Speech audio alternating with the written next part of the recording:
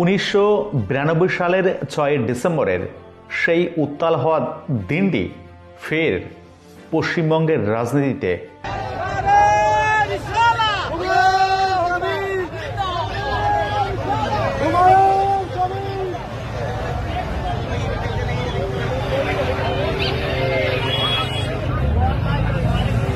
বিস্তারিত দেখুন। 1992 সালের 6 ডিসেম্বর ভাঙা হয়েছিল বাবরি মসজিদ, উত্তাল হয়েছিল দেশ। 33 বছর পর আরও একটা 6 ডিসেম্বর পশ্চিমবঙ্গের রাজনীতিতে ঘটনার ঘনঘটা। শনিবার মুর্শিদাবাদের রেজিনগরে বাবরি মসজিদের শিলান্যাস করার সিদ্ধান্তে অনড় ভরতপুরের বিধায়ক হুমায়ুন কবির। পিটিআই সূত্রে খবর, সেই অনুষ্ঠানের সমবেত হচ্ছেন সৌদি ধর্মগুরুরা। সেই সঙ্গে ব্যবস্থা থাকছে হাজার হাজার মানুষকে অভ্যর্থনা করার। বিশাল বিশাল বিরিয়ানির হাড়ি চেপেছে দমে। পিটিআই সূত্রে খবর, প্রায় 40,000 মানুষের খাওয়া দাওয়ার বন্দোবস্ত করা হচ্ছে হুমায়ুন কবিরের সৌজন্যে।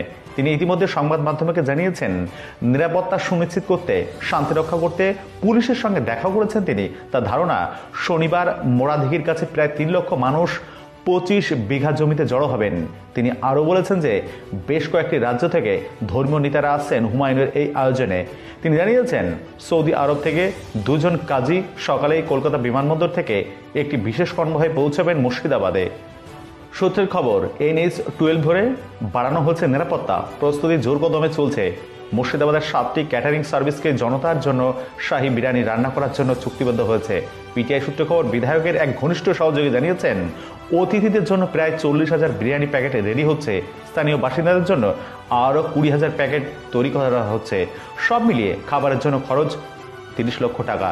ভেন্যুর বাজেট 60 থেকে 70 লক্ষ টাকা।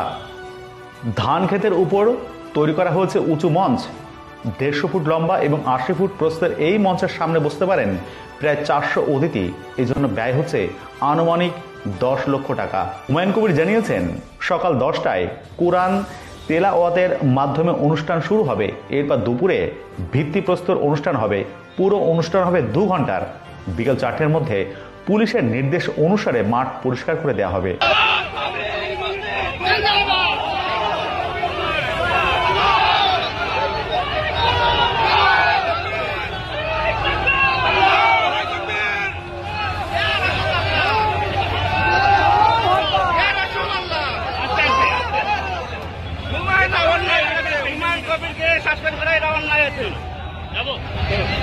इस वक्त मुर्शिदाबाद के बेलडंगा में लोग ईट लेकर मस्जिद के निर्माण के लिए आ रहे हैं। कहाँ से आ रहे हैं?